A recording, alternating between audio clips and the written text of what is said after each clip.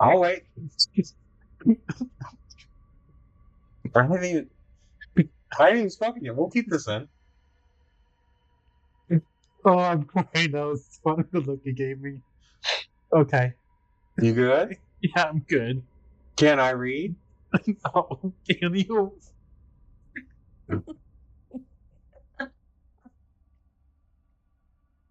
I'm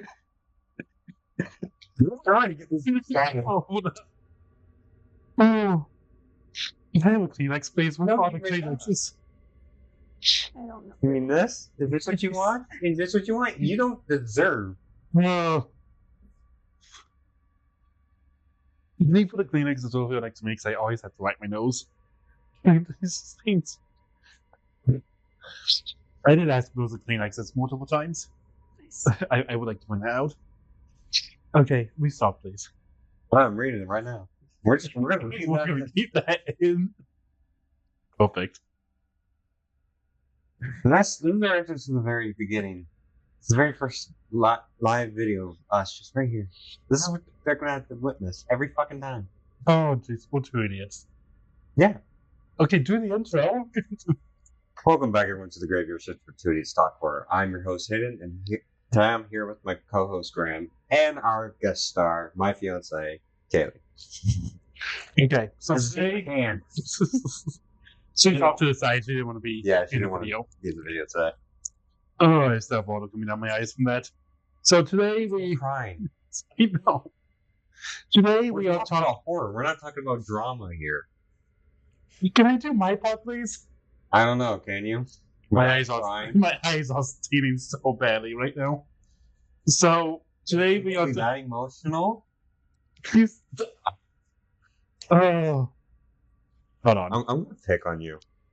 Yes, you are. Oh. So today we are talking about the Stanley Kubrick 1980 The Shining. Mm-hmm. Our biggest movie that we've ever done. Yeah. Like, this movie is on everyone's favorite top 10 horror movie list. I mean, it's a very old classic movie. Well, classic, and it's Very quotable. incredible, but it's also really good. Yeah. I mean, and don't get me wrong, you know, I do like this movie. It's easily on my top 10 favorite horror movies. Yeah. I don't think it's my favorite horror movie, though. Well, no, because you already specified what's your favorite horror movie. This one's not one of your favorites. No, it's in my top 10. It isn't. Yeah, it's in everybody's top 10. Yeah, I mean, perfectly honest. Is it in your top 10? No. No. Horror movies? I don't like movies. We've been over this. Yes, but after the horror movies that we watched together, Trick or Treat's probably. Yep. Which is surprising because I think Trick or Treat's more violent than this one. It is. It is more. It's more violent, and gruesome. Are you kidding me? And yet she loves it. Uh-huh. Okay, miss, I don't like horror movies. Tanya, she would have lasted to Terrifier. No, she would have not. I would have gotten up and left. It She was would bad have enough left listening after. to you guys talking about the podcast being out on the couch and being like, what the heck did they go see? Jesus. That's all him. I'm sorry, I didn't cover my eyes. I watched these. You can't cover my eyes doing like two things. Continue with what we're talking. Okay, so like, yes, I understand why this is everyone's favorite, but at the same time, it's not mine. Okay. But it is a fantastic movie, and Stanley Kubrick is honestly a genius for how he did it. Considering The Shining is, you know, Stephen King's like one of his best books, bestseller. You know, easily one of the best books ever out made. Yeah, At least horror novels wise. I've never read it. Have you read it? I have not. Have you? No. And neither of you have seen the miniseries. No. Okay, I have. So I'm going to try not to spoil it for you guys. Because that's something we will definitely be talking about. All right. Is a miniseries. The only thing I've seen of this series is only the Shining movie. I haven't even seen the what was it? sequel, No, Doctor Sleep. Doctor Sleep. I have not. I seen it. did see Doctor Sleep. Me and my dad. So I didn't see The Shining until about 5 years ago, or whenever a few years after Doctor Sleep came out. Me and my dad watched The Shining. That was my first time ever seeing it. Okay. I was always kind of scared to watch this one, just because of how big it was, and just my expectations of it. See, I grew up in an '80s household, so where my parents wanted me to watch everything. Yeah, but you have to remember, I didn't watch old movies like you Fair. growing up. My parents wanted me to like be very keen in the pop culture. And that's fair. I mean, that's fair. And you've experienced my family. What was my family like with movies? Oh gosh, movie trivia, and they know the answer because they've seen all the things. If you were to come over for one night with my parents, it's nothing but movie. References, songs, quotes. And that's singers. exactly how you are, though. Yeah. That is true. But, like, you know, this one is, like, there's so many people who have parodied this movie. You know, not made fun of, but, like, Had their version of it. yes, I mean, had the the version. Simpsons did it. Simpsons, Ready Player One. Ready Player One. There's one movie, I can't remember if it was a TV show I or think movie. Family Guy did it too. Probably. Family Guy, South Park probably has. Probably. South Park makes fun of everything, and I don't like South Park, but you know that. Good show. It was never my cup of tea. I was like, not like it. You know I don't like it. see, Yeah. there's one movie or one TV show that I was watching not too long ago that had the bike scene inside it. But I can't remember what it was. It's been in the past year. And I can't remember what it was. And it's been driving me nuts since yesterday. I've been wanting to talk about. But I Do can't you have remember. any idea? Okay. No. Like it's so many just the bike scene of it was a kid like going around in circles, going on carpet and had the same sound effects and everything. I mean, there's so many movies that have parodied that. I have no idea. So I have a question for you guys. You guys have already said it's not like it's in your top 10, but not necessarily favorite. More so maybe for just being iconic. Yeah. What was this lacking for you guys? I mean, for me, I've always geared more towards zombie movies and alien type movies. Okay. So, Night of the Living Dead, is for me, I'm gonna like that better just because it's a classic zombie movie. Okay. I watched Dawn of the Dead for the first time last night, and again, that may be my favorite zombie movie now. I'm not entirely sure. For me, okay. If you look at the movies now, I feel like this movie could use some more gore, pretty much, or possible, I'd say, a more darker atmosphere. Okay. See, then you'll probably, like, not necessarily gore-wise, but you would probably like the miniseries. Because I will say one thing, and this is probably a little bit controversial. I kind of like the miniseries better than the movie. Okay. Why? You see a lot more of a gradual descent Okay. of Jack going mad, and you see a lot more of the healthy relationship and actually like Jack being a good man. Because in the movie he's not really a good man at all. No. You never Right off the bat, he looks like an asshole. well The interactions are very standoffish and Yeah. He dismissive just and looks negative. more annoyed. yeah. But that's Jack Nicholson. His face looks like that all the time. But Yeah, and I can't really dock him for that because I have the resting bitch face, so yeah. But some people just look like that. his character just screams like, "I'm just tired of this. Just can you get it over with?" kind of deal. I wouldn't say he looks like that, but he looks like, like, oh, I have to go deal with this now. Like, Yeah. I have to deal with this now. I have to go do this now. Again, annoyed. Yeah. Annoyed, but I wouldn't say, like, he feels like, like what you said. Yeah. But it's Jack Nicholson. His face. Yeah. His torsion of his face. and don't get me wrong, Jack Nicholson plays his part excellent. Oh yeah, he's a great actor. I mean, he plays his part perfectly. So I'm not all saying, like, it's his fault. I mean, look at him in Batman. Jeez. Yeah, right? Some people can sell that one the whole movie. He did a good job of being Joker. But like the miniseries, it definitely focuses more on Jack's descent.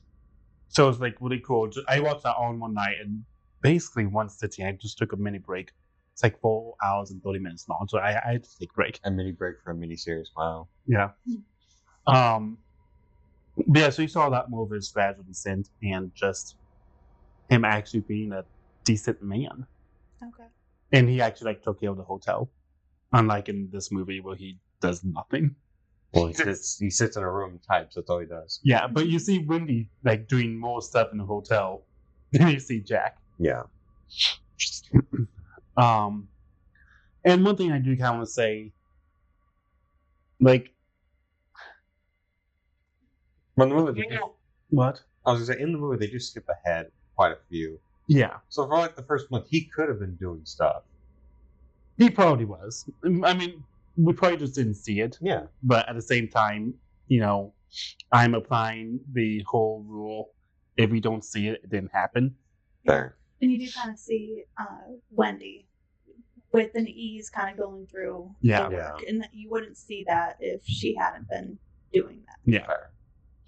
Yeah. That was my train of thought. And one thing I want to say about this movie is the intro to this movie is easily one of my favorite horror movies intros. Yeah, because of the landscape. The landscape, the music, just seeing Jack's car going through the roads. I think all of it's just very iconic and it sets the mood perfectly. I just like the recognizable song. Okay, do you want to tell a story about that? You want me to tell the story, don't you? I mean, you told me I earlier, did but tell you earlier. So, back when I was in band class for, it was either high school or musical. High school or middle school. I really screwed that up. Middle school, not musical. Middle school. You're the one who said I know I did. Jesus. you and I both looked like shit on that one. Okay. This is why we're two idiots. We at the beginning of class we do like warming up exercises to get ourselves used to playing keys, certain notes. Mhm. And I like hearing the trombones because whenever we chose a song, this is like what we'd have to practice. And someone chose the Shining intro. So we all played it, and just hearing it was just like, oh god, I'm back in band class, just playing my saxophone. I mean, I remember when I very first, again, like when I watched this movie a few years ago, I remember hearing the intro. I was like, wow. You know, just popped in my head. Since What? I said High School Musical, I really gotta get my head in the game. yeah. Skipping some genres there. Yeah, just a few. I like musicals. Leave me alone. I mean, musicals are fine. Yeah. Well, we're talking about horror here. Yeah. Yeah, if we want to talk about musicals, If we let me talk talk about music, about yeah, swing hot. Epic. No! If we want to talk about horror and musicals, we do Sweeney Todd or Little Shop of Horror. Or there's the guy who doesn't like musicals. I think that's a musical. That's a whole movie. I don't know if it's a stage play or if it's a What are you talking about? movie. A whole movie musical. You were saying Epic? It's a great musical to talk about. I mean, one of the songs that would work for this podcast. A couple. I don't think I've ever listened to it, so. Oh, dude, you just got on her bad side now. Ouch. Oh wait, is Epic? What's that one about? Even asking about it's a The Odyssey. Oh, that's right. Okay, it is on my list. Grandma, I have all the sagas now that they're released. I will trap you in a room and make you listen to every single song. She will. Starting from the beginning. Oh, I can see it. Don't worry. There are some good songs on Road trip. I don't know what that means. Road it. She can trip. put you on a road trip and you're gonna listen. Oh, okay. Mhm. Okay. We will drive it for as long as needed to go through every single music. Just drive to Chicago and back. There's a few things I can Oh, do. to drive Chicago. 45 minutes, drive to Jacksonville and back probably enough time. Oh, it's not that. No? Well, those 3 sagas. No. No. How many? Let's see. There is Troy. There's Oh crap, it's that second No. one. The Cyclops. Cyclops, there's the underworld. Hold on, you're skipping ahead. Yeah. The Ocean Saga. Cersei, Underworld. 7 or 8. Yes, it's Chicago Max to be 6 hours to be fine. Cool. You're not invited. Why? Because you're making fun of her. I like listening to it. Wait, sure? She knows there are some songs I like. He'll sit through it. Alright, back to the movie. So, The intro. anyway, like, just the intro alone, like, it puts you in this isolation type mood, you know, that you're far away from society and there's no help. Yeah. I mean, is that what you kind of got? Oh yeah, it sets the stage for that isolation and the twists and turns that. It is a resort up in the mountains. But, like, you know, if you just start off, like, how the miniseries does it doesn't really set up that isolation until later on in the movie. Or later on in the miniseries. So, you start thinking about how Jack was very early on into the movie.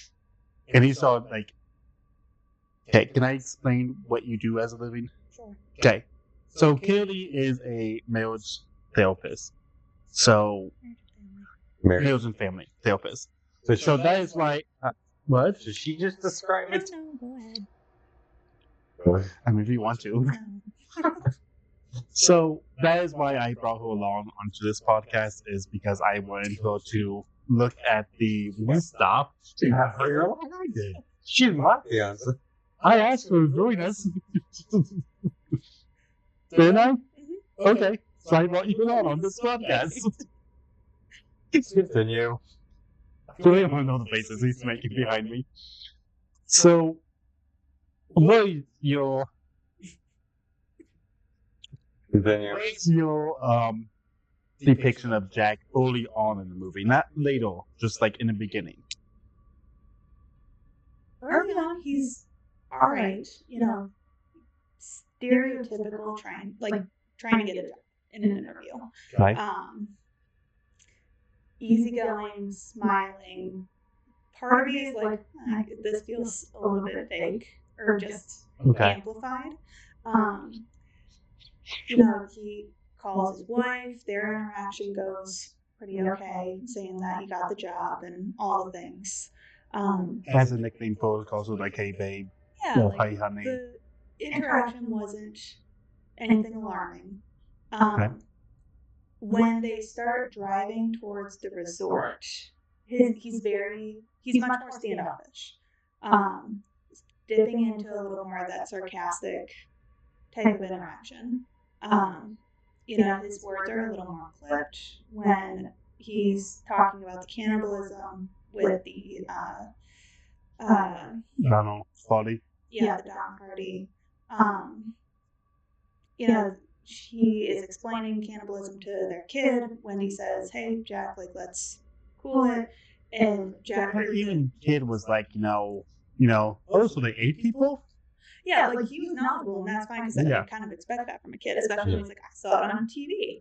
Yeah. But Jack then kind of followed up with it felt a little more of that passive, not necessarily passive aggressive, but like that passive sarcastic of like, "See, it's fine because he saw it on TV," and so it kind of sees that underwriting of like, "Why are you questioning me?" Yeah. And so it wasn't very present, but it felt like it was there still. Gotcha. They go to the hotel.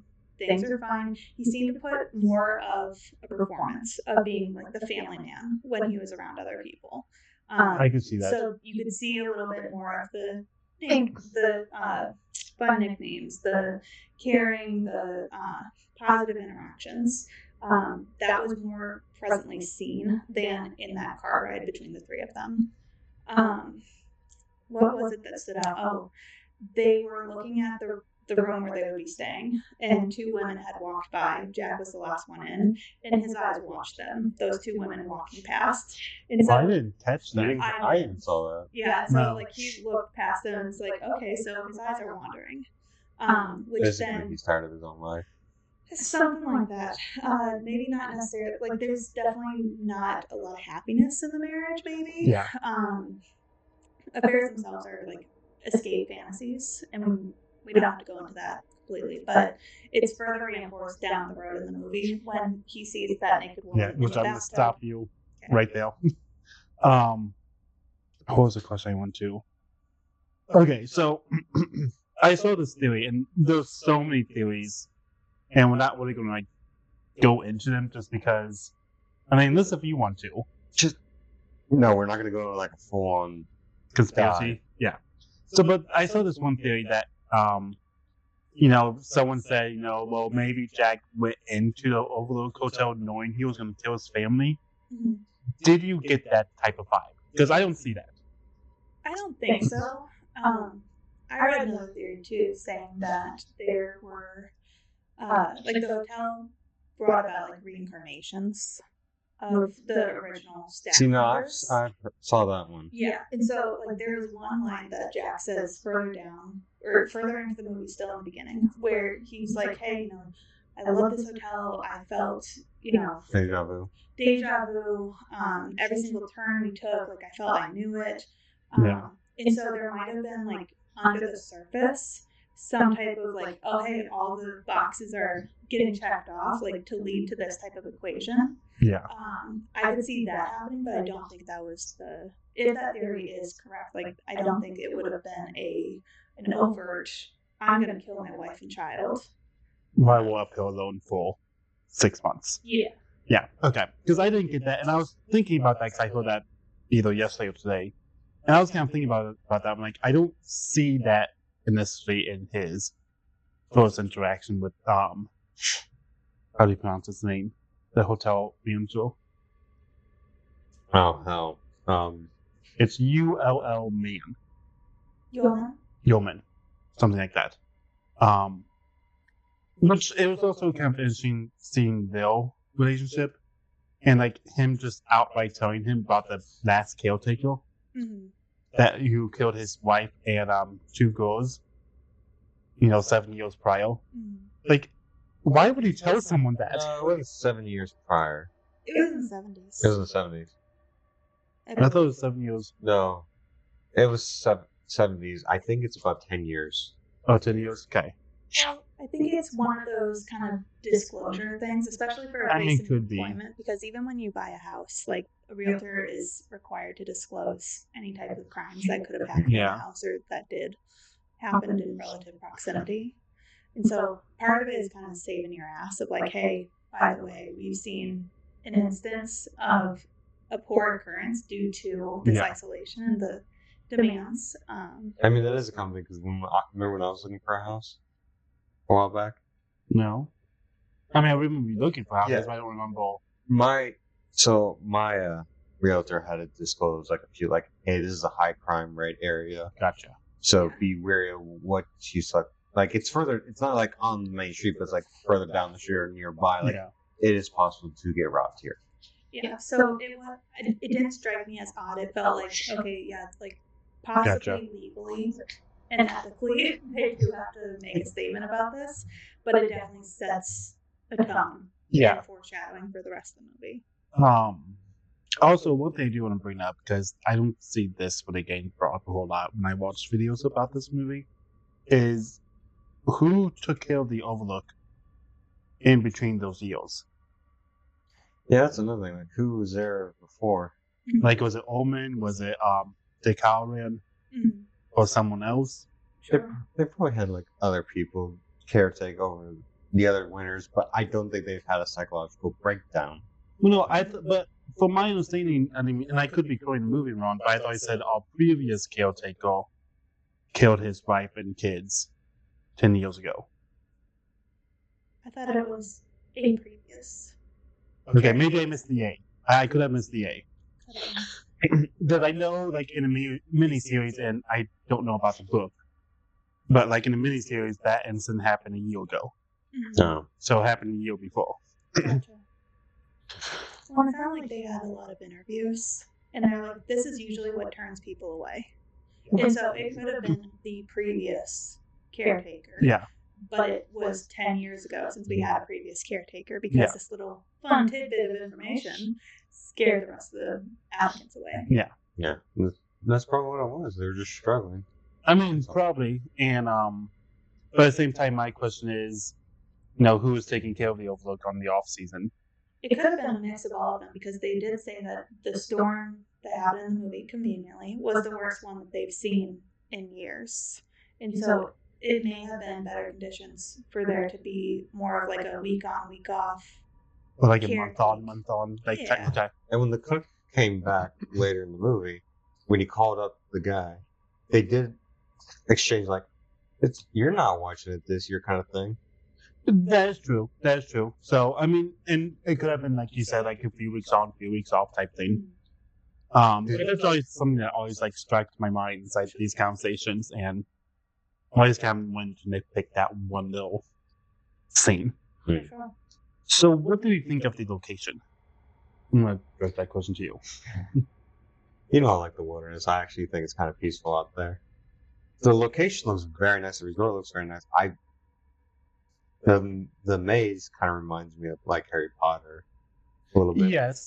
Yes. I mean, this came before, way before Yes. Harry Potter. Could have been inspiration for it, though. It could It have. could have been. Just seeing them running through it kind of reminded me, like, oh, here we go. Some vine's gonna come catch them. Mhm. So, here's a question for all of us: will you stay at the Overlook Hotel during its off-season, be the caretaker? You know, this is where I told you earlier. Like, I have spent my time at a farmhouse for a walk for like a month or two, and I'm isolated out there with family. Like, it's not gonna bother me. But you have family. Yes, I have And family. your family is relatively healthy for Yeah. dynamics. Yes.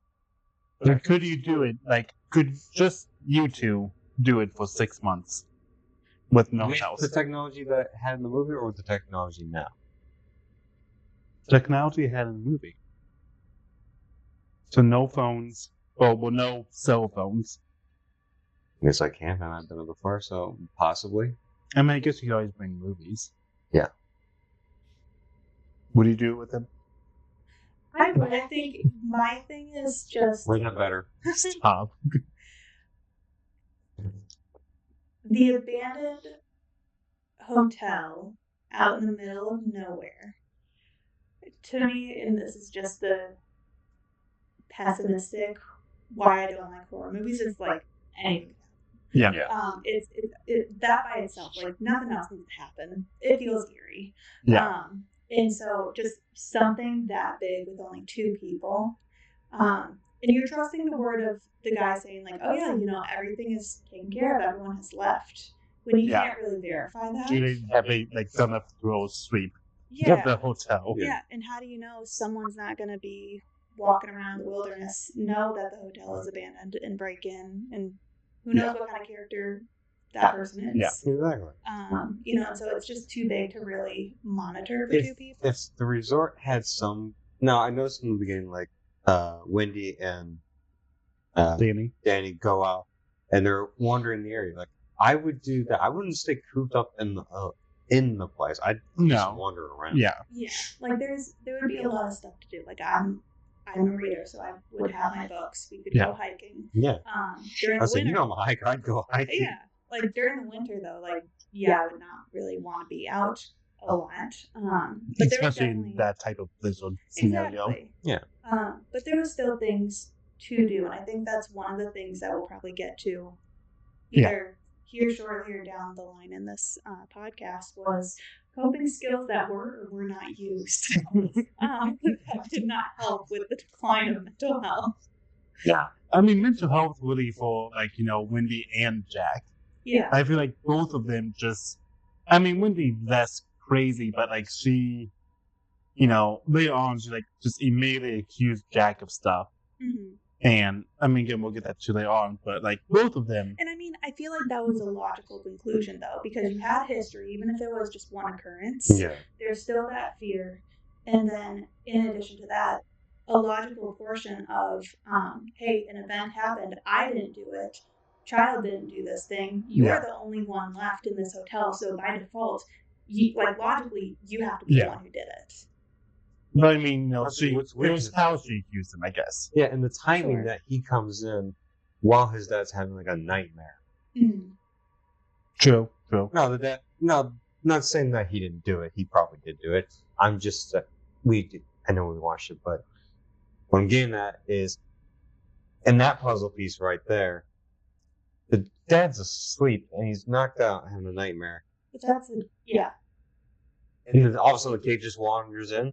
Mhm. That to me Does it just correlate? screams like does not correlate at all. I mean, an argument could be made that It happened The- before. it happened before and then afterwards had gone into perhaps an alcoholic shutdown, went to sleep, Yeah. and doesn't remember. And, for grown man versus child, strangling, cutting off the oxygen, a child could have lost consciousness, finally woke up, was in shock about the whole thing, and wandered to go find his mom. Yeah. Yeah. So do you want to? You gave us a very interesting research tidbit that you found out about the actual kid actor Danny. Oh, yeah. So I don't know how many of y'all know this, but Danny, the actor, the child, had no idea he was filming in a horror movie. The director was very protective of the kid because he was only 6 years old. And so Yeah. to help with this, he thought it was just a very boring movie where a family of 3 had gone to a resort. And it was filled with silence. There wasn't a lot of interaction that was filmed.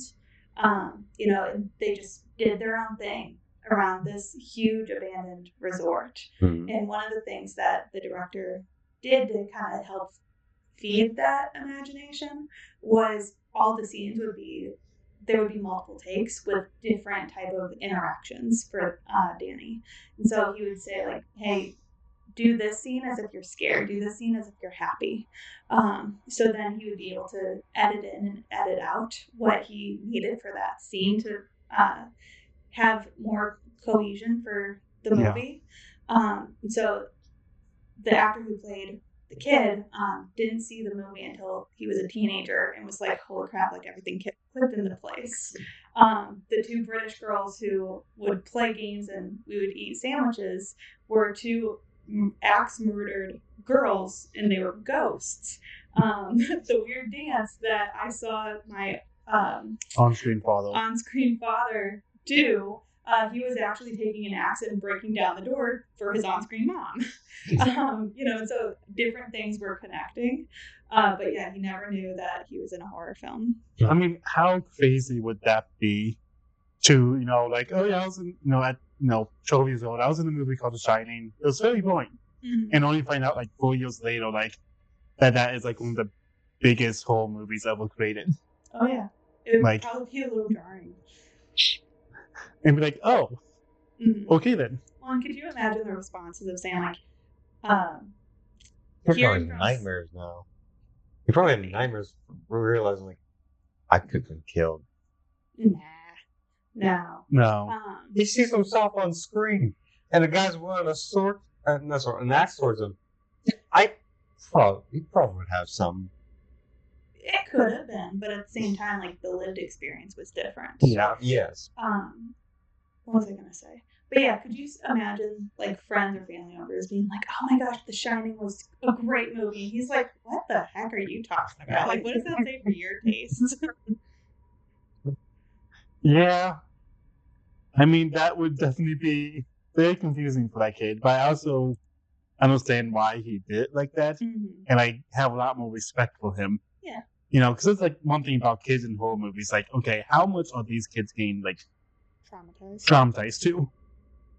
Because especially in Terrifier, the scenes I'm talking about. Yeah, if they did the same thing for the kids like they did in The Shining, where they just whole different scene, hey, your guys are gonna play, and this is they're not telling them what's gonna happen later on in life. They're gonna see and holy crap, I died. Yeah. All right, so kind of getting back to the story. In the parallel universe, you died. So getting back to the story, so you kind of mentioned that there was a past occurrence with Jack dislocating his shoulder. Yes. His son's shoulder. His son's shoulder. Yeah. Oh yeah, his son's shoulder, and because he was an alcoholic, that happened 3 years ago. Well, before it wasn't the movie took I don't place. think they said he was an alcoholic. I think they just said he went out for drinks, came back drunk. 3 hours later. 3 than hours he later. said. I mean, I kind of know more, like in terms of, I know like in the books he was an alcoholic. I don't know. I'm kind of guessing he was portrayed as an alcoholic. There's a I don't history think- of drinking. Yes, to what that's what they extent say. we don't know. Yeah. But I know like in the books and the miniseries, like he's portrayed more as an alcoholic type Mhm. person. Well, not only that, I read too, and you can correct me if I'm wrong, from the miniseries, there's a generational trauma there where Jack's father was an alcoholic and was abusive to him. If I remember correctly, I've only seen the miniseries once. I believe that was the theme. Again, I've only seen it once, and that was like a month ago. Mm. So but that does kind of vaguely sound about right.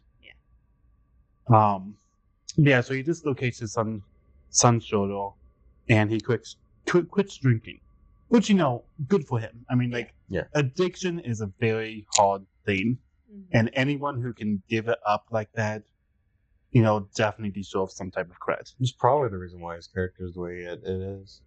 And it could be. I mean, Some people have different side effects when it comes to quitting addiction, whether it's smoking or drinking. yeah. I mean, but good for him for quitting and looking out for the safety of his son. Yeah. The only bad thing is, and here is where a little bit of the coping skills that I mentioned. Okay. Alcohol, drug use, smoking, all of those, a lot of times they are used as coping skills for Yeah. emotion. Whether it is regulatory to numb, forget, whatever. Something that people don't always consider is when I give up this coping skill, What are you going to replace it with? what are you going to replace it with? Absolutely. And a lot of people don't have something to replace it with. Gotcha. And that's probably what we kind of see inside the movie more, like he doesn't have that coping skill. I think Yes. his coping skill is supposed to be the writing, but he can't do it. And that could be. And that very well could be. Well, then you add the frustration Mm. of there's the isolation. I looked this up too, so then I had more concrete things to reference. Let me see if I can pull it up here. Oops. Where are you? And your Walking Dead cup. No, they've already seen it, don't worry. In the studio tour that we Yeah, did. the studio tour. All right, so with the isolation, by not going out and enjoying time with the family, not being active, maybe taking care of the hotel, just solely focused on trying to write and being unable to do so. And snapping at his wife when she checks in on him. Yep, so we'll get to that. Okay. So, the isolation portion. The psychological effects of isolation can include increased anxiety, depression, feelings of hopelessness, low self-esteem, difficulty regulating his emotions, which we saw, paranoia, which we saw, increased stress levels, cognitive decline, impaired decision-making, social withdrawal, and in severe cases, suicidal ideation. I mean, we definitely saw the cognitive decline, Yeah. especially in the end when he was just kind of stumbling or stammering words. Yeah, and so all of those things, like no coping skill, alcohol. Yeah. Trying to utilize maybe a different coping skill in the form of writing and being so focused on this is the time that I get to do writing. So not balancing it with anything else, such as taking care of the hotel, completing tasks, getting a little bit of that dopamine release of check off the mark for this task complete or do this thing, accomplish this thing. All he's surrounded by is his inability to focus and come up with a writing topic and, have an idea that he feels is going to be groundbreaking. And then seeing his wife and kid go off without any care in the world, running, playing, happy, and he can't achieve that. You know what just clicked in my mind? Hmm. Now it's a short period of time, but it did pertain to this. So you remember I told you what happened to me before we started recording. What happened to me at the beginning of my winter break? But you being sick? Yeah. Yeah. I got COVID. Yeah. So I'm isolated in my own room for days. While she's gone out having fun to have her life. Was not. You went wine tasting with one of our neighbors. Towards the end of when you got sick. Yes, but still, you did come and check on me, yes, and took care of me, yes. But the isolation part is there. Sure. Yeah. No, it's something to the limit of shining, but Oh, No. But you were secluded, and Yeah, we it saw was. a lot of that with COVID too, which brought up a lot of issues because of the isolation. Yeah. It was not. But even with like COVID, we still had like some more freedom than they did, in a way. Yeah, people still went out and interacted. Yeah. Not during COVID. Not Not during. in 2020. And in addition to that, I we mean, talked about coping skills, and we saw a lot of this too because regardless of if we like work or school, they give us a break from families. They give us a little bit of a change of scenery. And so with that suddenly gone, now everyone is around each other 24/7.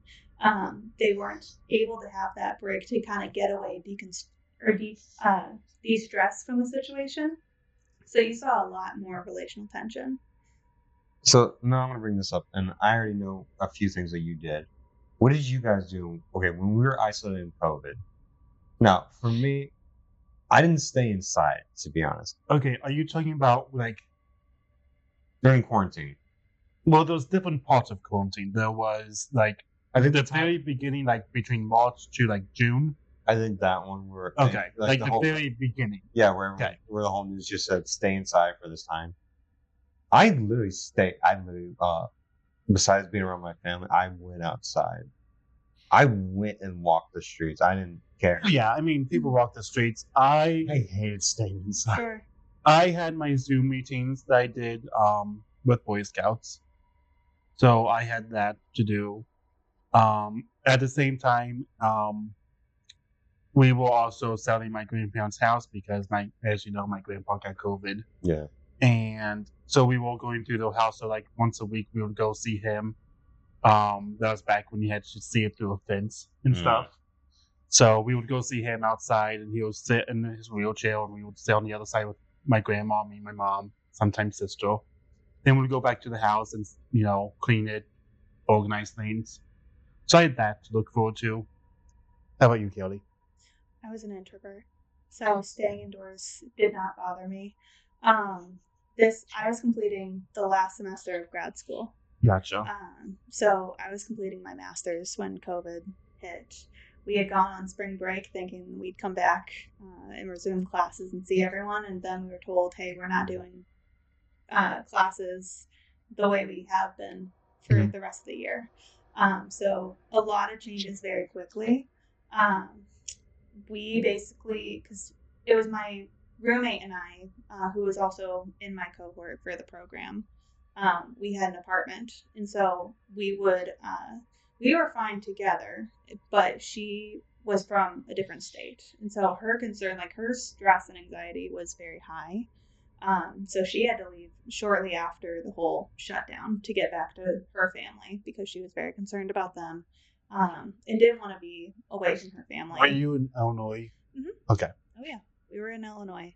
But yeah, so I helped her get everything packed up. She left, and I had the apartment all to myself. We attended classes over Zoom and stayed indoors. Gotcha. I will admit the only good thing about being in that whole situation was my teachers canceling classes for the rest of the semester and saying, "Y'all pass." Oh my! I had one teacher really do that. I was like, "Sweet, no homework." Yeah. See, I was done with classes, and we were working. You and I were still working at. I don't know if you want me to say a name. If you want to say that, I don't care. Why not together? Yeah, I don't know what that is, to be honest. I don't know if you know this, Hayden. I was actually going to leave at the beginning of summer. I'm surprised if you did. What? I wouldn't be surprised if you did. Yeah, I was actually planning on leaving and finding a different job at the beginning of summer. Yeah, but then COVID happened, and our boss asked me to kind of like run things. Yeah. So I ended up running things the next year. And then I left because I was like, yeah, I'm done. Peace. So I guess we kind of all have our stories about isolation and all coping skills. Everyone has their limits Mhm. to isolation. Yes, but I also kind of feel like it is easier now because we have more of those coping type skills. Mhm. Well, we're used to it because we've been through several You're situations. talking about before COVID. Well, yes, but kids today who have survived through COVID and are introduced to isolation don't have much of like they start off very young into being isolated. To be honest, Yeah. it's really messed them up. It's definitely had some drawbacks. It's taken a toll on them because if you look at studies now, kids today who have survived through COVID have poor communications skills, don't really have much of a backbone when it comes to certain things, and their whole tolerance on certain situations in school, either it's bullying or some subjects, it's all because of that. See, and I see it differently than you in terms of that. I don't see the low communication skills because the class I have now is very what we call them the COVID babies. They're the kids who were born either right before or during the pandemic. So I have all of those kids right now, and I don't really see the whole. Well, that again, those are COVID babies. I'm talking about the ones that are like 6 and up. Okay, yeah, maybe. I mean, I could, yeah, maybe. I mean, from I a see what you're therapist's saying. point of view, what do you think? I think it was a hard time for everyone. Like the schools were not equipped, kids weren't equipped, parents weren't equipped. Yeah, but they were thrown into a situation that they had no Yeah, operation for. everyone was thrown into that situation. There wasn't a space that wasn't impacted, I don't believe, to some extent. Severity can probably be up to debate, but I think there were a lot of impacts. Relationships suffered. Families suffered. Yeah. Schoolwork suffered because in addition to isolation, lack of being able to be around friends, it does lead to lower self-esteem, lower social interaction, connection, and then you can't focus. And what is schoolwork besides being able to focus and having an environment to be more social with friends? Having that taken away, then you can't focus on schoolwork. You're doing poorly in school. There's no desire to try to do better because a lot of it became more self-taught, or the teacher said, ask your parents, and the parents were like, we didn't do this in school. Yeah, I don't know they how to do help. things differently now. Exactly. Even like when I guess the three of us when they went to school, they do things differently. Exactly. And so the parents were also trying to find a way to balance their job, be at home with their kids. Some people faced income losses, and so having to deal with financial stress on top of all of that. And so the kids everyone got the short end of the stick, but kids don't have, some adults don't have it either, but kids definitely don't have the tolerance to deal with their emotions. And so they got hit pretty hard. Yeah. Yeah. So when you look back at the movie, there is some limits to isolation. Oh yeah. I mean, you definitely see. He broke faster than the rest. I mean, to be fair, I feel like Danny didn't really break during the movie. Like he was definitely a lot more resilient in terms of everything. Well, his character technically broke way before. What do you mean? Downey. Yeah, but that's his power. That's part of the supernatural. that's part of the element. But I feel like that kind of kept him from losing it. I mean, yeah, I see what you're saying. Very much, that could have been. They may have made his mind. kind of thing. Well, made his mind stronger. Yeah. Type thing. Yeah.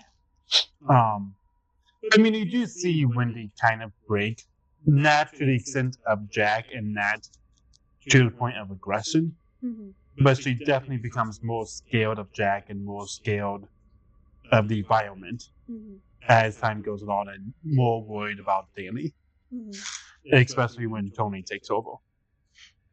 We didn't talk about Tony yet. Tony. So Tony is the little boy that lives in Danny's mouth. lives in Danny's mouth and goes to his stomach. He hides in his stomach. Yes. And it's what Dick Halloran calls the Shining. Yeah. So it's just basically like this superpower that can, kind of tell the future of something. Tell the future, tell the past, see in the present. Yeah, When you're not even near what's going on. yeah. So Danny, is in the bathroom at the very beginning and is talking to Tony inside the mirror, and he, asks Tony, "Do you think Dad got the job?" And Tony responds, "He already did. He's gonna call Wendy in a second." Hmm. And then he cut to the kitchen, and when he picks up the phone, Jack says he got the job. Yeah. So you see, a lot of the Shining in the very beginning. I feel like you don't see it throughout, like, near the end of the movie. What, Tony? Yeah. No, because I think it stops right after what's his name gets hit with the axe. The cook. Dick Alvin. Yeah, his name. Yes, after his character gets hit, there's like no reference to it. Well, I feel like there wasn't really even a space. No, it wasn't even Because like a it was Yeah. very. But even before that, well, I guess you kind of do have the scenes where Because Tony took over before that. yeah. Tony took over. But then he kind of lets go of Danny Mm-hmm. during the Red Room scene when Yeah. Danny After Right. his mom finally snaps to it, it's like, oh, we're in danger. after Danny writes Red Rum on Red Rum! Hush. Red Rum! the. I'm so sorry, he's going to be doing that now. Hey, You cannot do that when we get home and it's dark. I swear I should just apply for being a voice actor, to be honest. Still can. I still can. So, well, she kind of already knew they were in danger because then she already locked Jack inside the cupboard. She locked him in, well, the food pantry. pantry. Yeah. But one of the ghosts let him loose. Yeah. But, like, then she goes and sleeps, and Danny's asleep, and he wakes up and writes Red Rum on the Door. on the bathroom door. Well, and remember, logically, which is what she has been operating from, because she doesn't have the instinct, the shining, the knowledge or interactions with anything else. She thinks that, okay, this guy is locked in. Yeah. He can't get out, so it's safe to sleep. It's safe to, wait until morning and then do something to try to escape. Yeah. No, and I'm not saying I'm not saying that she should have done that. No, that's exactly what I would have done in that situation. It's like, okay, he's asleep, let's go to bed and regroup in the morning. Yeah. I think I would have changed rooms. Yeah, but you also have to remember, they said in the beginning there was no heat in the other rooms. Oh. Because they turned off all the rooms besides. Yeah. So They also should have. What she also should have done was locked him in the freezer, like the actual freezer, because then he. But she wasn't trying to kill him. No. But it would have been much better to put him in the freezer, because then he's constantly freezing, he's shaking, he's not going to have the mobility to knock down the door. But he also might die. which is kind of how he He died. struck him with a bat. Because he offered a verbal threat. He was using physical intimidation. I kind of wonder He probably if would there have had been some instance of an abuse cycle before. Because she was pretty scared of him. Like, there was not any, this isn't like you. It was, oh, I'm seeing this behavior and I'm backing off. Really? Yeah, that could have been. Because there's the alcoholism. Yeah. I mean, but she doesn't. There's really no other mention of it throughout the movie, and I kind of feel like they would have said something. But you're all right. Like, she did immediately back off, and She was very timid. yeah. And, like, that's... Now, Hayden, if you were to do anything like that, would I react any different than her? No, I'd be pretty freaked out. I mean, If that would, because you've never done anything like that before. So I'm not saying that the only her thing I've done response- close to that is when I chase you because I'm going to tickle you. I know, that's awful. But like, so there's nothing wrong with how she acted. She came off very timid, like I'm walking on ice right now, or eggshells.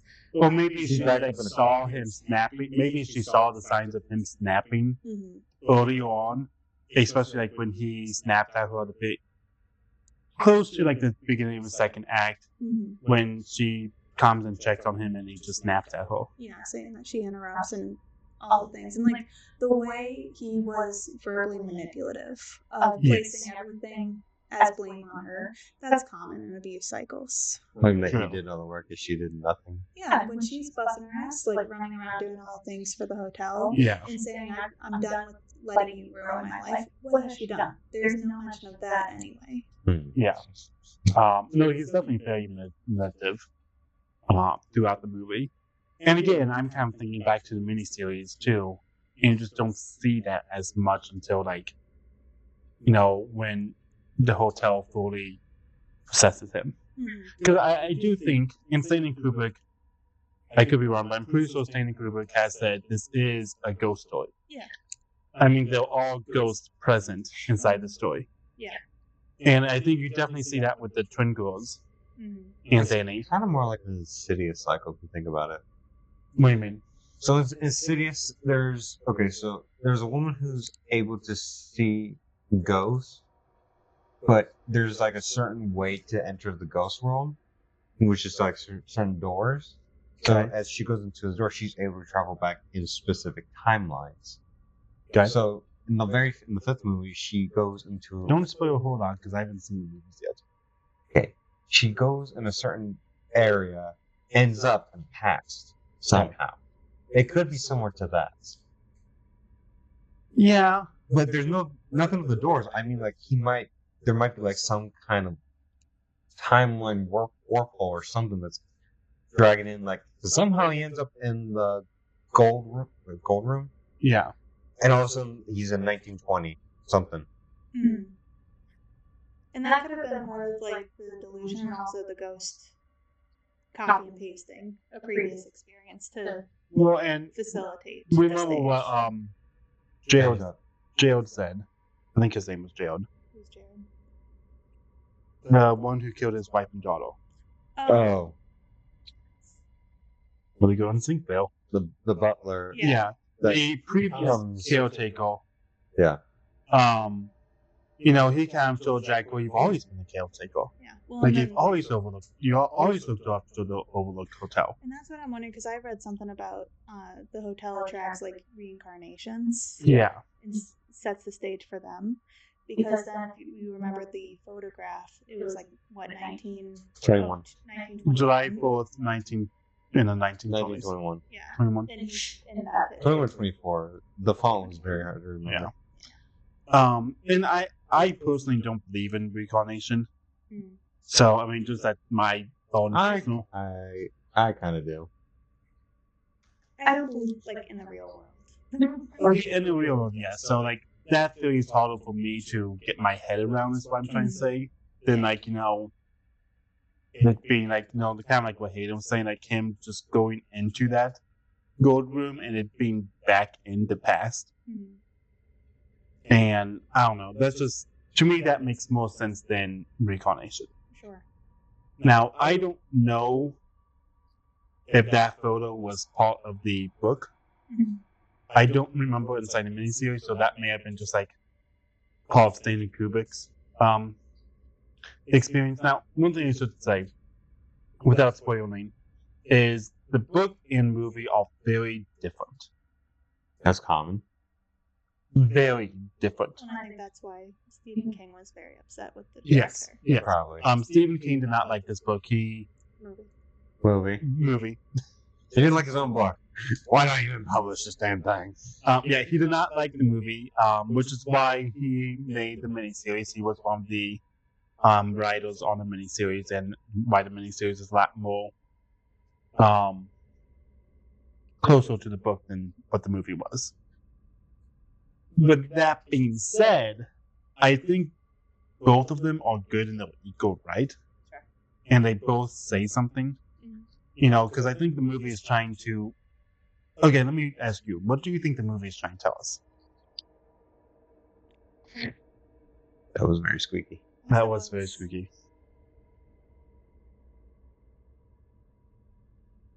Feel isolated when your mental health is going to decline. Hayden, what do you think what do you think the mental health? What do you think the movie was trying to tell us? Cabin fever can happen to anybody who has gone through Abuse and abuse or not rehab, but cold turkey. okay. Because if you go cold turkey, like we don't know when he quit. Like It did say it It is does at say- the beginning where she's Okay. like he's 6 months sober or something like that. so he could have been having like a relapse phase probably after a little bit. Could've been. There are So people that, whenever he dislocated Janie's shoulder. Yeah. but it is he- possible for people to relapse after a Oh, certain yeah. period of time. Now, I don't think he actually drank alcohol. No, I Like, think it's on his head. Yeah. Yeah, because there was the first time he went to the bar, second time, you can see like he picks up a glass, but there's no glass. He just wraps his hand around air, but then like shoots it back. Yeah. And then the bartender's like, "Here you go. This is on my house." And he's like, "Whoa, like I want to know who's buying my drinks." Yeah. And, The you first can. time he gets a drink and she comes in and grabs him saying like, "Hey, there's a woman in the hotel." That's right. The glass wasn't even there. Mhm. Yeah. I did see someone else say that inside That's the what I video. thought it was a whole hallucination. Mhm. Yeah, so I do think some of it was hallucination, some of it was like him interacting with the ghost. I think hallucination brought on by supernatural interaction. Yeah. maybe. Possession. Because, kind of like I think he said Dick said inside this movie, not he does inside a miniseries. Those like The Shining, those good people who have The Shining, those bad people who have The Shining. Those good places that shine and those bad places that Do shine. you think the dad has it? No, I think the hotel is a bad place that shines and it attracts evil. Okay. Yeah, you would agree? Yeah. Because I think that would not necessarily line up with the reincarnation, but the attracting Yeah. people of similar inclinations. Yeah. Now, in the book, he kind of, from my understanding, is the hotel gets more powerful as Jack becomes more manipulative.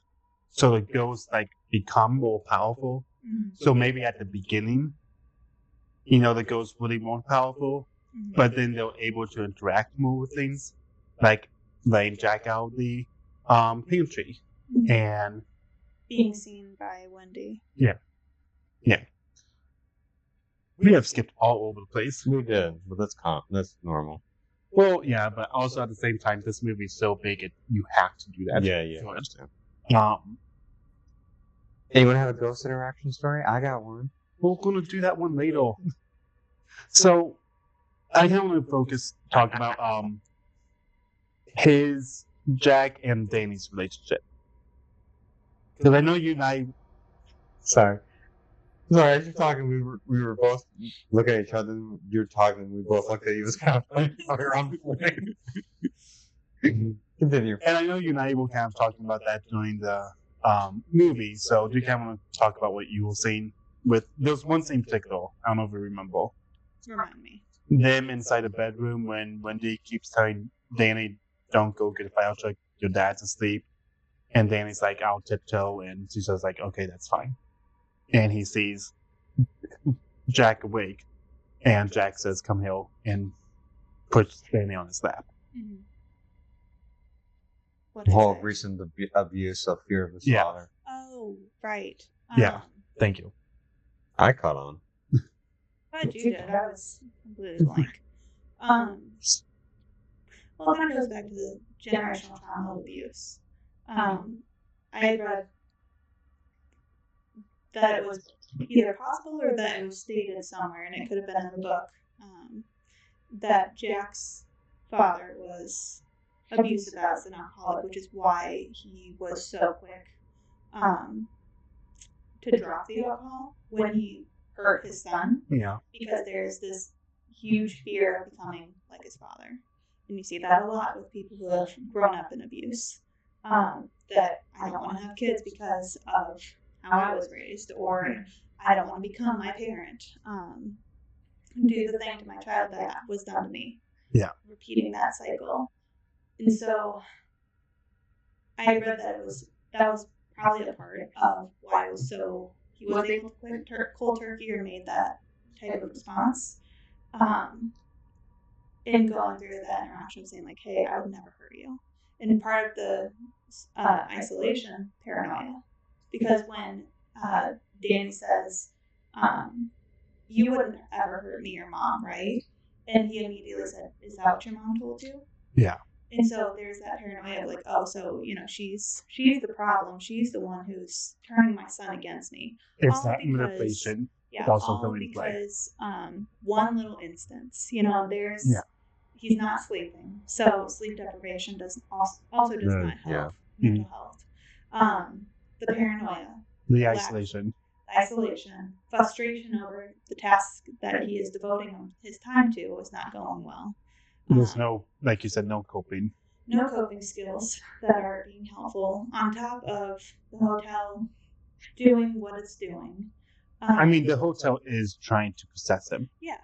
If he just stayed there without his family, I feel like he would have made it just fine.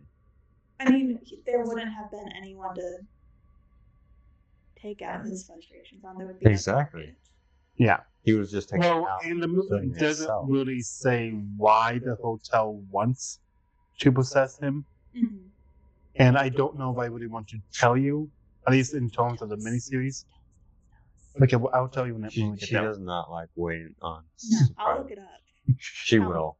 Tell me. I'm the same way. I will when we You get had to there. spark this No? idea for her. Okay, so the hotel is trying to get Danny.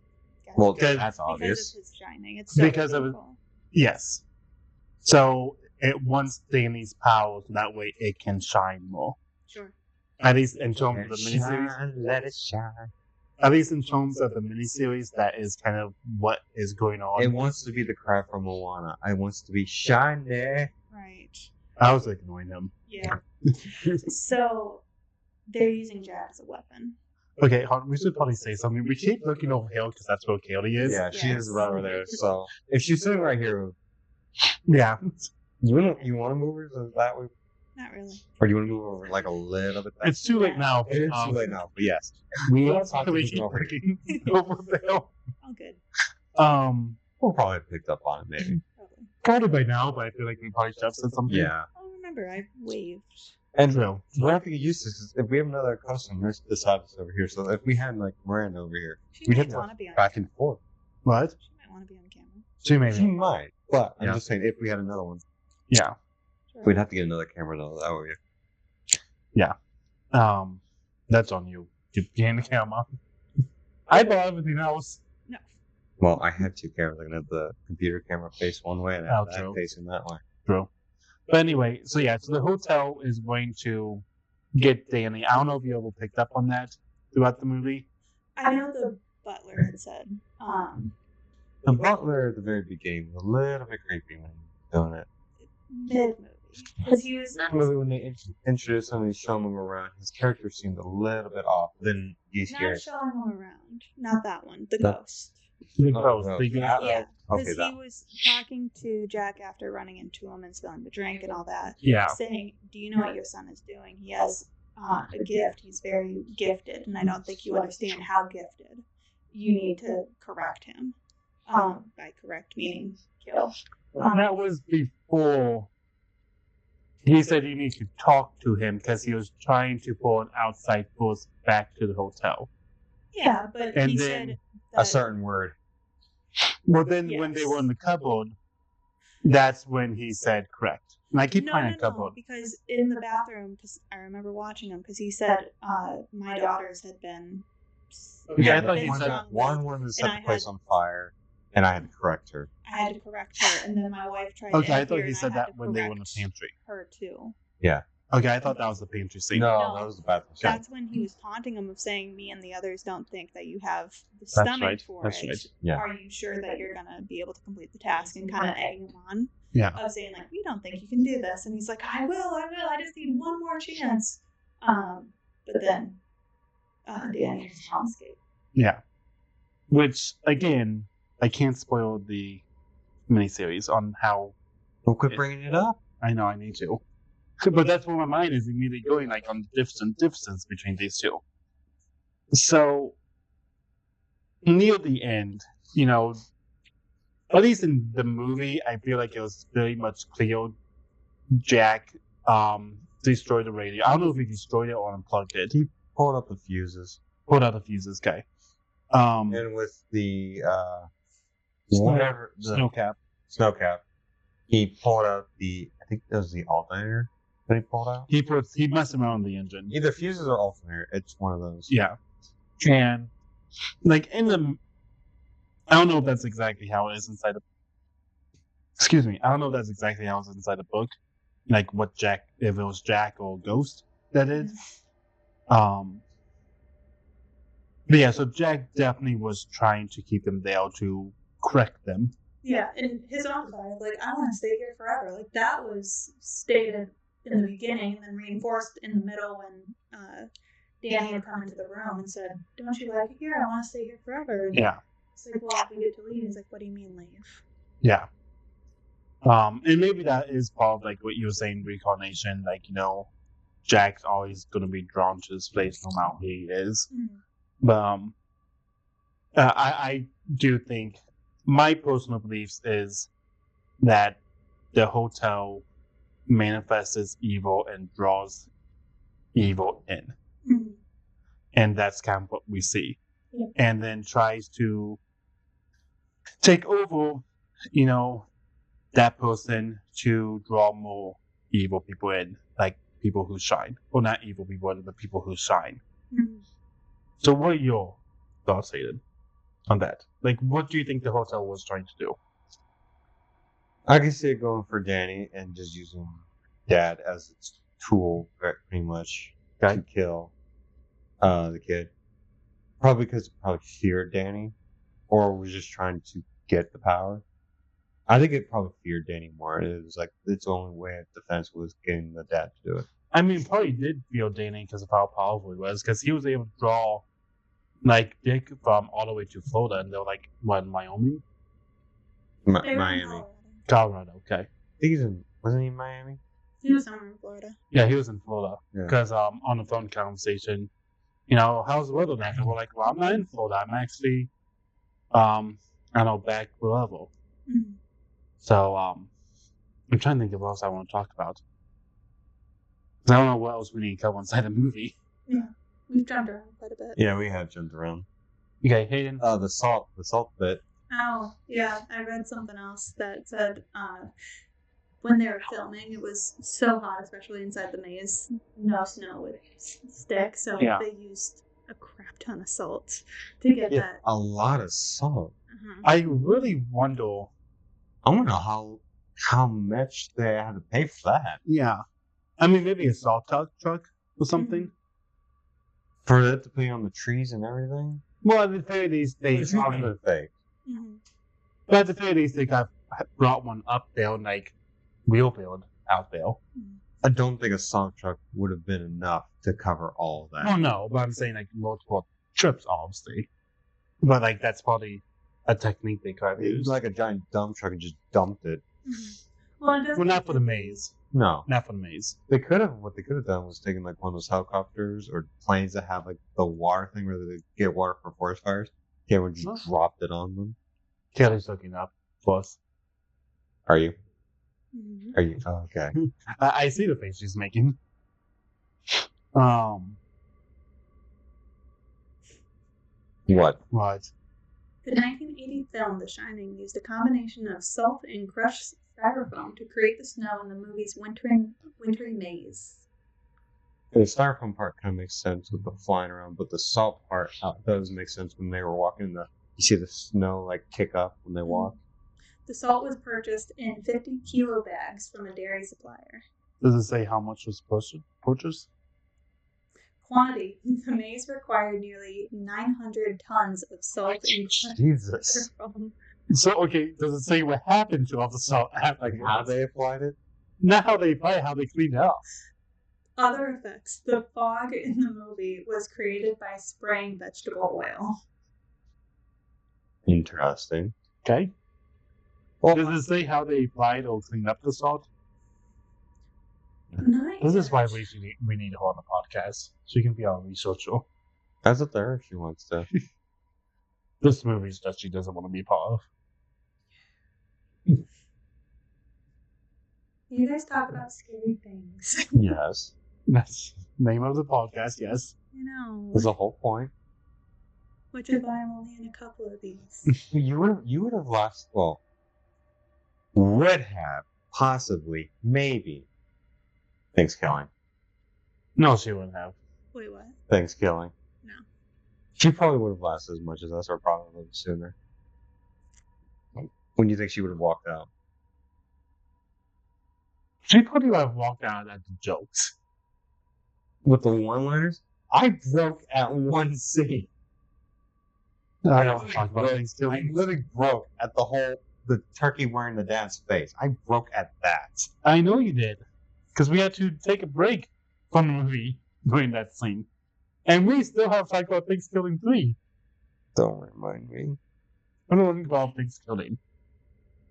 There's some movies that I could see her tolerate if she just. Krampus. She would have tolerated She would have Krampus. tolerated. Yeah, you would have tolerated. I've already seen Krampus. See, you have? So, funny story. First time I saw Krampus, it was back when I was still in community college up in Michigan, and we were starting to get a blizzard. I had to drive 30 minutes home. The movie, I saw it.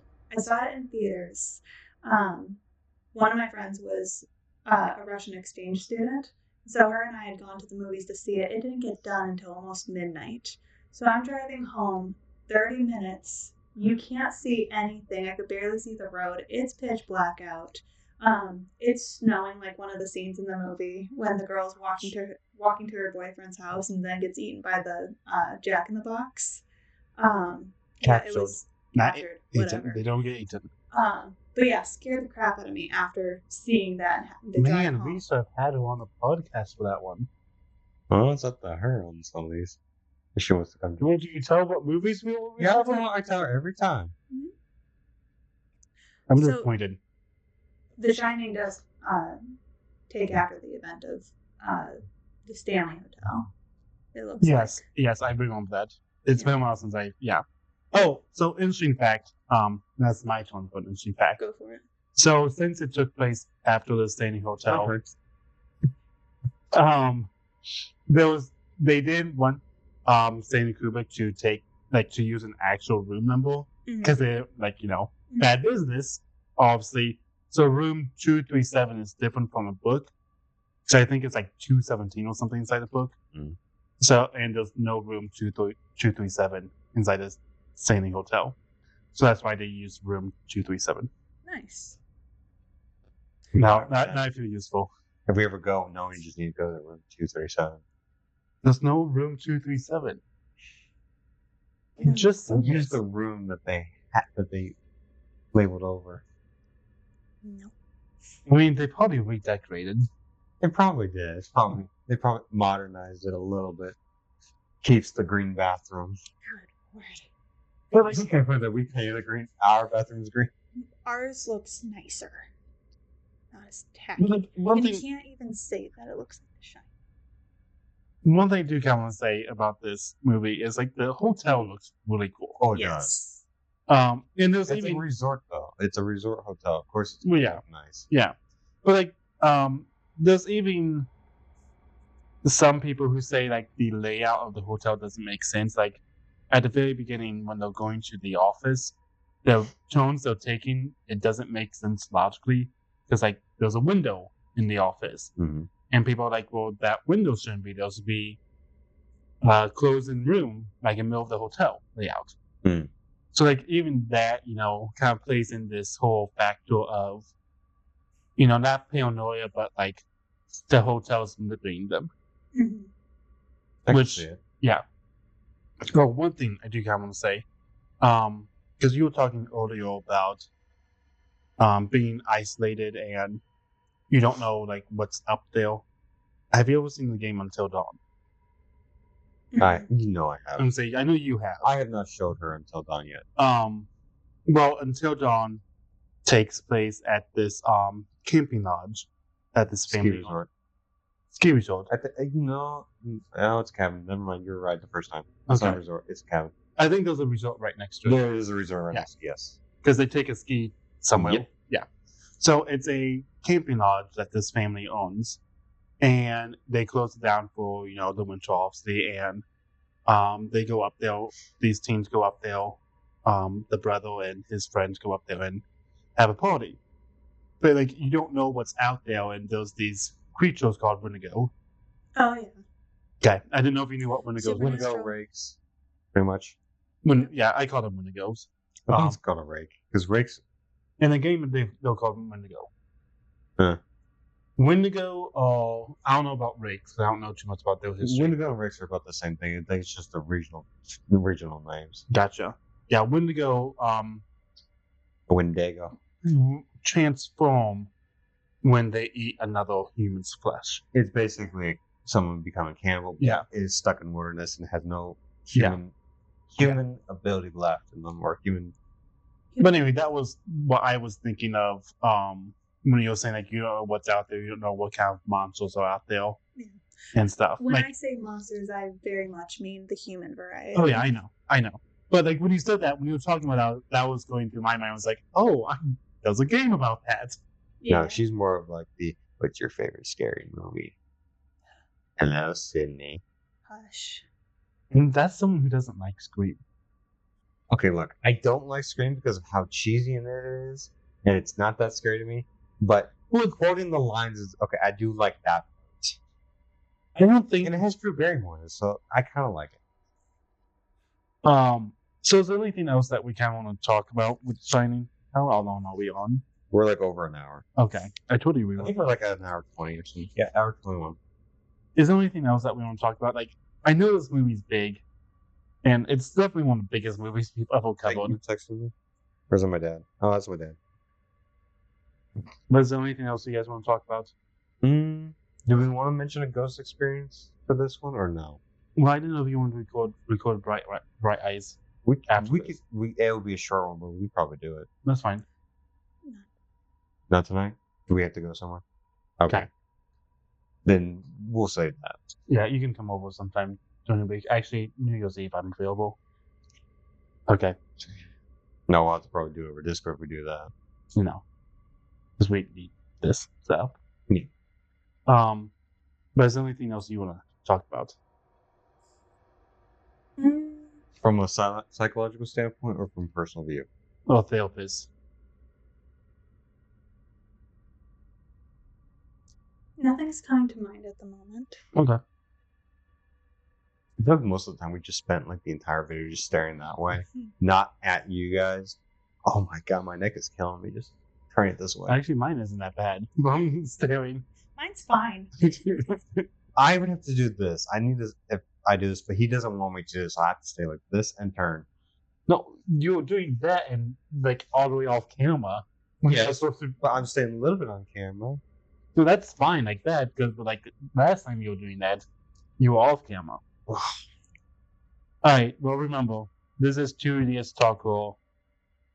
Oh no, this is the graveyard shift.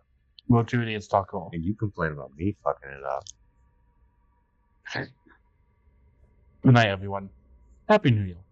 And you complain about me fucking Oh, will you stop the recording, please? No. See what I have to deal with?